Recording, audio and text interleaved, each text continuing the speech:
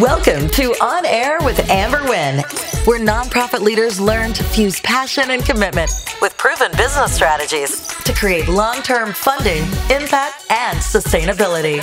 And now, here's your host and resident philanthrepreneur, Amber Wynn.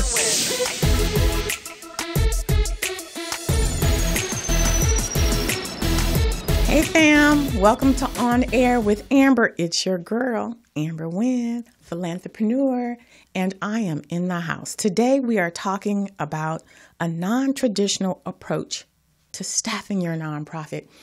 In this series, we're looking at just different ways of approaching building out your nonprofit, starting it, funding it, staffing it, all things non-traditional. Why? Because if you take the non-traditional approach, you may get caught up in what you think should be happening. My goal is to help build capacity. What does that mean? I want to make life easier for you as a nonprofit founder and leader.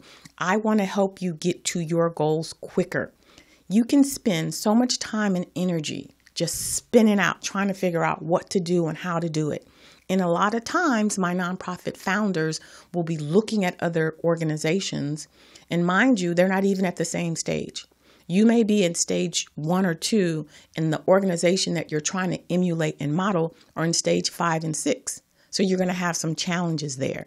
We are going to talk over the next couple of weeks about non-traditional ways to approach your nonprofit, ways that's going to get you to your goals quicker, right?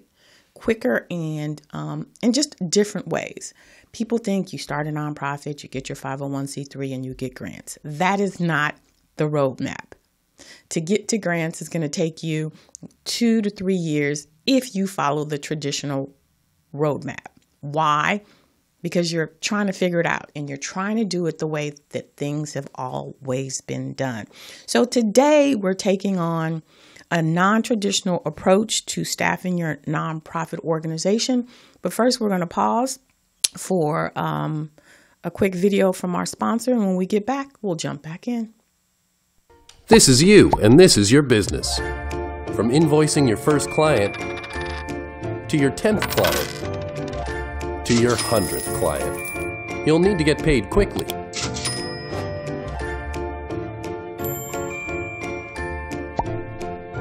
Pretty soon, you'll be ready to hire some help, and you'll need to pay them. As your business grows, Wave is there to grow with you.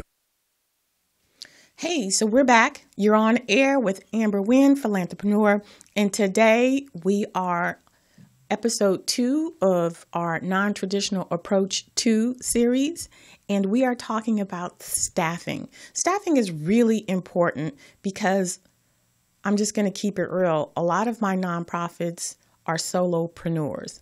They will use language like we, and there is no we. It's just me. They are doing it all. Now, they may have volunteers, but the volunteers aren't consistent. It's usually their friends and family, and at some point they get burnt out. So today we're going to look at taking a non-traditional approach to staffing. And it's going to come in the shape of project-based assignments. What do I mean by that? What I try to encourage most of my nonprofits to do is to make a list of projects that will move the needle, that will get them to a place where something is happening. Let me give you an example. You are a nonprofit founder and you need to recruit board members because the role of the board member is to fundraise. But because you're also delivering programs and out there networking, you don't have the time to recruit board members. What I would recommend is that you write down what that project would look like for an individual.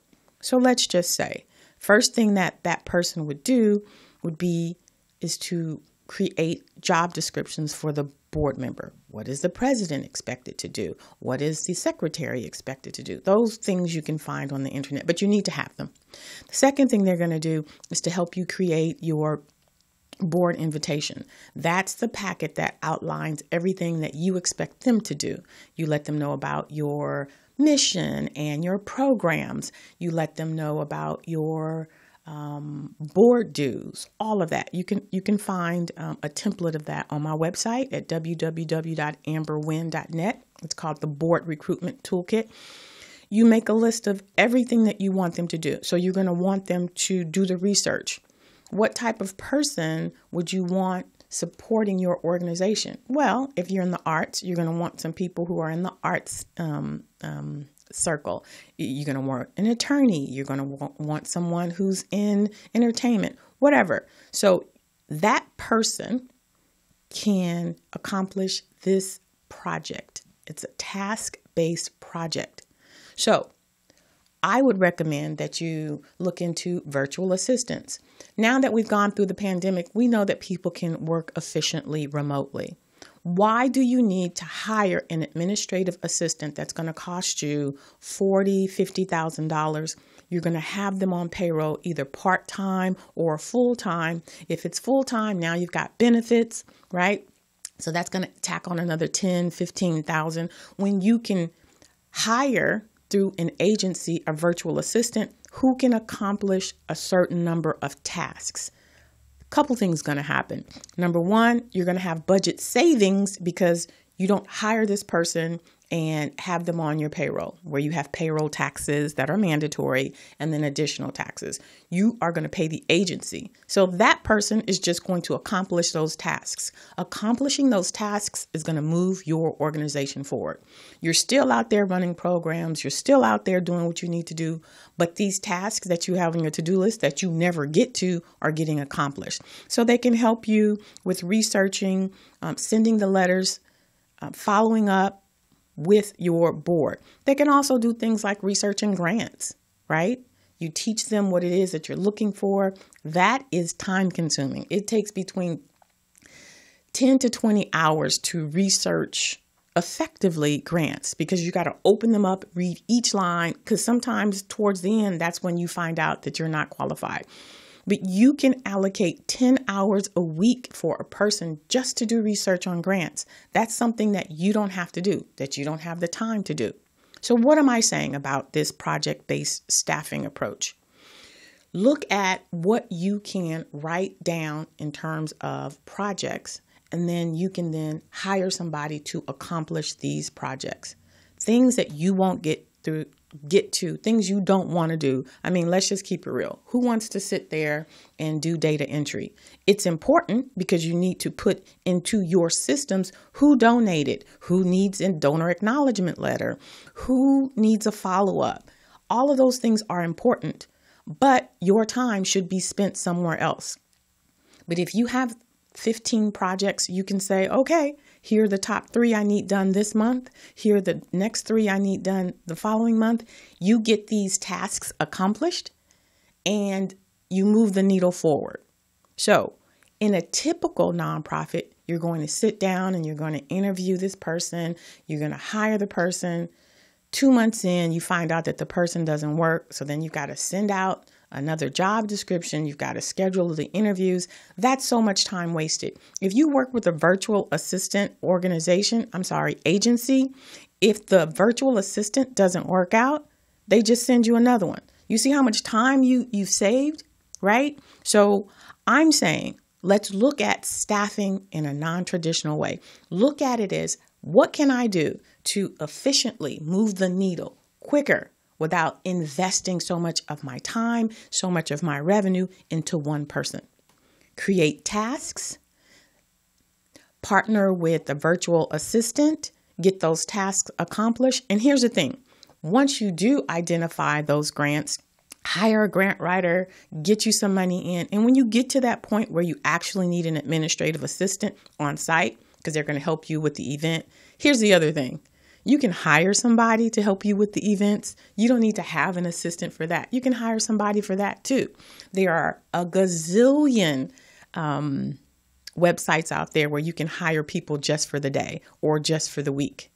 Think about staffing as a way to accomplish your goals. Don't think about staffing, especially in the beginning, as a way to build out your organization. You're not there yet. You need to get to the place where your organization is solid, but do it from a non-traditional approach. That's what I want you to know. The other thing I want you to consider is what type of resources are out there. Now, I am a for-profit. I support nonprofits, but I am a for-profit. And what I've been doing, especially during the aftermath of the pandemic, is looking to see what type of resources is the government providing. The government wants us to get back on our feet. There is no sector more deserving than the nonprofit sector because we, you guys, provide direct services. There are tons of dollars out there in the American Recovery Act just for you. So I have an example. I had an organization who does trauma therapy, and she's like, yeah, I'm not really big on, government funds. And I'm like, don't sleep on government funds. What she was able to realize, because I sat through all of those webinars, it's all right. I do a lot of things for my nonprofits, right? Because you guys just don't have the time, is that there are programs out there. Here in Los Angeles, there's a program out there called Transitional Subsidized Employment, TSE, and it's where the county will pay for an employee to work with you for 8 months, and they will subsidize it. I'm saying. So what typically happens is, especially during the pandemic, when a lot of people were laid off, they have the skills. They just can't find a job. So what the county is trying to do is to get people back to work. So they say to you, nonprofit, if you work with this person for 4 months, we will completely cover their salary. In the 4th month, if they work out and they qualify, you hire them. Then for the next 3 months, we will subsidize $500 of their salary to continue to work with you. Look at that. If you do those projects like we mentioned before, you get all of these projects completed in the 3 or 4 months that the government completely subsidize them, or if they happen to help you bring in money, you can. You've already invested 4 months training them. Now you've already had the opportunity to get to know this person on somebody else's dime, and you can say, yes, I want to hire this person, and for the next 3 months, you can continue to subsidize. If you're not ready, they don't make you hire them, but think about it. You've had 8 months to get these tasks accomplished on your government's dime. I'm just saying, they get to build their resume. They get to be exposed to the nonprofit sector. You get those tasks completed. It is a win-win. This is a non-traditional way of staffing your organization. Not only is it non-traditional, but it's budget savings. You've just had the government pay for this person, these people, because sometimes you get up to 3 people to actually work for your organization. So take a look at your workforce investment board. See what type of programs are out there. They're called subsidy programs, on-the-job training programs, return to work programs, displacement programs, American Recovery Act programs. As a nonprofit, you are a business and you qualify for these types of programs. So go check them out. Find out how you can get staffing. And don't try and get them for forever. Try and get them so that these tasks that you've identified, so that you can get those tasks done to move your organization forward. If they get half of the tasks done that you weren't able to do, then that's moving your organization forward.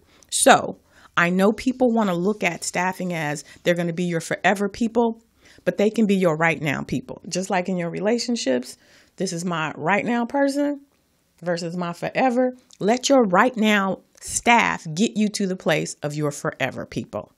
I'm telling you, this stuff is so exciting. It's exciting for me because this is a way that you can save money in your budget. This is a way that you can help build out your organization. And let me tell you just one thing quickly about the subsidy. You get to interview the people. They don't just send you people. They send you people to interview. They screen them. If you say, I need someone who can do accounting because I need to do my 990s. And so I have to have all of the financials. I need my chart of accounts set up, whatever you need. Or I need someone who has experience with social media. They will send you 3-4 people. You interview them. You try them out. This is a win-win situation, people. So today we're talking about a non-traditional approach to staffing. We're going to break right now for a quick sponsor video. When we come back, we're going to ask Amber. Do you have a tool that organizes your company's paperwork and takes care of all your record keeping? Does your current record-keeping system send you 90-day alerts to remind you that your key documents are about to expire and need to be renewed? Can you find contracts and procurement opportunities in seconds from any of the 50 United States so you can grow your business? Is your business organized so that you can tell which key documents are needed to efficiently run the business? How about woman-owned, small business, or disadvantaged business enterprise certifications? Do you have a checklist of all the key documents you need to become certified? Does your current system allow you to conduct market research from multiple sources and provide you industry and market data in seconds? Well, Small Biz Pro does all of that and more. Small Biz Pro is the #1 business management, compliance, procurement assistance, and market research assistance tool on the market today. Download the app now and you will be amazed. It's like having 3 additional employees working for you, but you don't have to pay them. What are you waiting for? Welcome back. You're on air with Amber. And today we're talking about a non-traditional approach to staffing. This is the time of the episode where you get to ask me your pressing questions. As you can see before the commercial, I get excited about what I want to share, but I want to be able to answer the questions that are burning inside of your mind. So this is Ask Amber. So go ahead, ask Amber. Hi, Amber. This is Sofina calling from Studio City. My question is about salaries. Specifically, how do you determine the salary of the executive director when building out the budget for a new nonprofit? Is this something that I decide or the board of directors decides? Yeah, that's my question. Thank you. Hey, Sofina. Thank you for your question. It's a very good question. I'll approach it this way. If you have a seasoned board who knows what they're doing, then according to the IRS, they should be establishing your salary because the board is responsible for hiring, supporting, and firing the executive director. So in that space, they are responsible for setting the salary. However, 90% of people who start their nonprofits, you know, it's started by the founder who then becomes the executive director. And typically for the first 2 years, the board is not very engaged.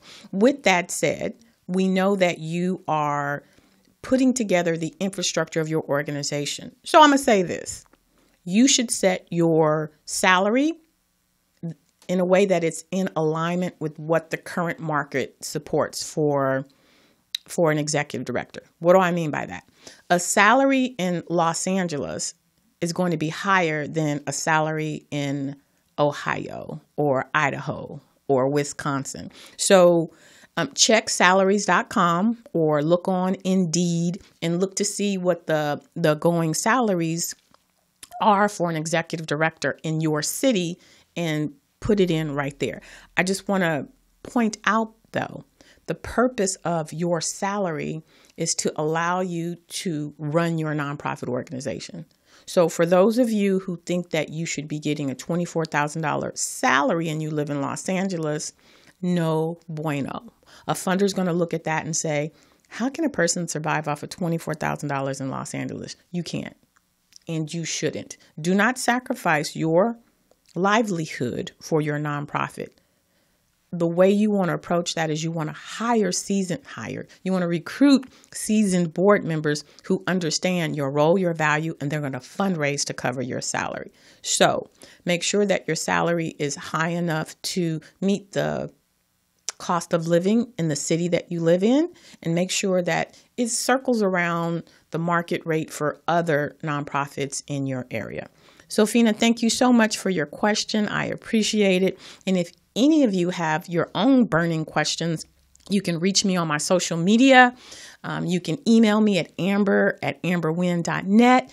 You can leave your question on Anchor like Sophina did.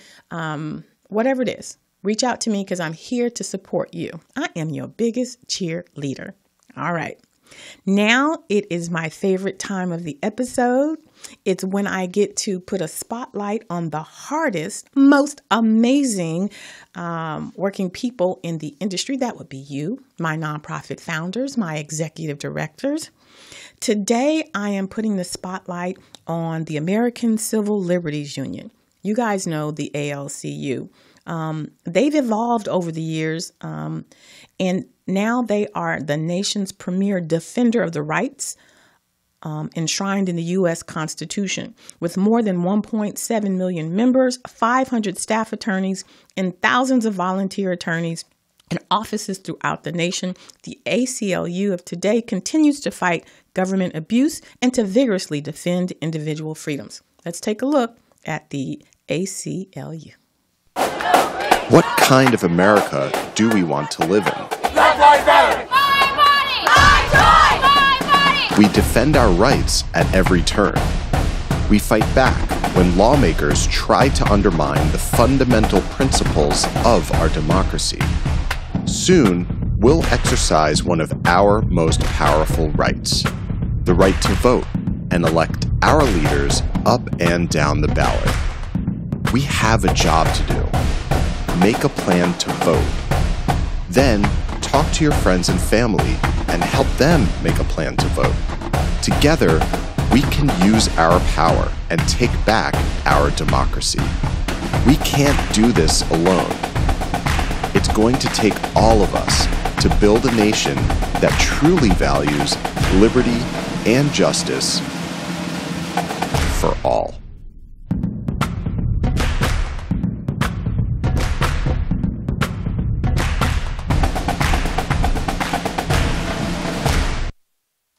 Ooh, I like that beat. Okay, so for more information on the ACLU, visit them at www.aclu.org. All right, now it is time for my Mindset Minute. And in my Mindset Minute, I am going to talk to you about tradition. For the last couple of weeks, we've been talking about a non-traditional approach to ... And today, I want to just throw something out there. I really want you just to think about it. And it's this. A tradition is a tradition until you do something different, right? If your family meets every 4th of July for a family reunion, that is a tradition. And it's a tradition because you continue to do it. If you decide that you no longer want to meet the 4th of July and you decide that you're going to meet on Labor Day weekend, then that becomes the tradition. I'm asking nonprofit leaders to take a non-traditional approach to whatever we're going to be talking about for the next couple of weeks. And that means if you've been doing something and that's your tradition, if it's not working, change it. Create a new tradition. Do something different.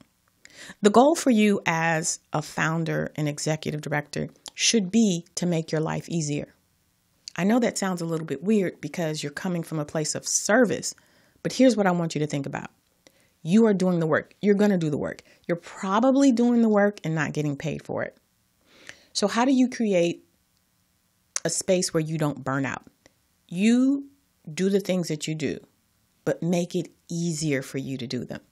Does that mean then that you're going to follow this non-traditional approach that's going to take you 2 years to get to what you want to do? Because you think that's what you're supposed to be doing. You think that a nonprofit means you got to get everything donated. You got to get, volunteers to do things because you think that a nonprofit is not supposed to make money. Well, we already know nonprofit does not mean no profit. You have to generate revenue in order to support your programs, to hire staff, and to pay yourself. So a non-traditional approach to staffing, which is what we're talking about today, a non-traditional approach to starting and running your nonprofit, which is what we talked about last week. A non-traditional approach means doing something different. How does that happen? It happens by you doing research. I am on the internet every day. I am in a webinar. I am at a workshop. I am looking at different resources. I learn every day. Mostly it's because I want to provide you guys with resources. And let's just keep it real. I don't know everything. I know quite a bit, but every day there's something new out there that I'm learning. You've got to do that.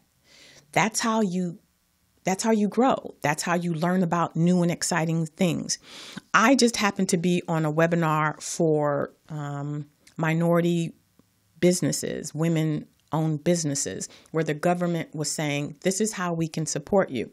I'm a solopreneur. And so if I can find ways to get resources, I need a video editor, I need a copywriter. And so I'm trying to stay lean. And if the government's saying, well, as long as you're a minority-owned business, which I am, or a woman-owned business, which I am, we're going to help you with your recovery. So I'm sitting on this webinar and they're talking about how you can have these people and the government will pay. And I put in the chat, does this apply for nonprofits? And they're like, yeah, actually it does. So what I'm saying to you is you can continue to try and push the boulder up the mountain and do it the traditional way, or you can push the boulder around the base and just not have the same push. It comes from you carving out time of your week to look at new things, new ideas, so that you can approach things in a non-traditional way. That's the only reason why I say what I say and do what I do. I'm constantly looking for new ways, easier ways, faster ways to get you to your end goal. And I can do a little bit, but you've got to do some heavy lifting as well, right? You've got to start sitting on webinars and looking for ways to do things better and do things more efficiently. So that's it for my Mindset Minute. I want you to think about that. Tradition is tradition until you do something different. Do something different, people. You got this. I got you. This is your girl. You're on air with Amber Wynn. And if you enjoyed anything that you heard today, if you think that anything I said would be beneficial to a friend, a family, a colleague, please, please share the link. Be sure to subscribe. Check me out on any of my social media handles. Reach out to me. You know, I love my community. You guys are amazing. So next week, we're going to continue with our series on a non-traditional approach to ... And I'll see you then. But until then, make sure you take care of yourself like you take care of your community. Bye, y'all. Thanks for listening. If you enjoyed this episode, subscribe and leave a review on iTunes. Head over to www.amberwynn.net/podcast for the links and resources mentioned in today's podcast. See you next time.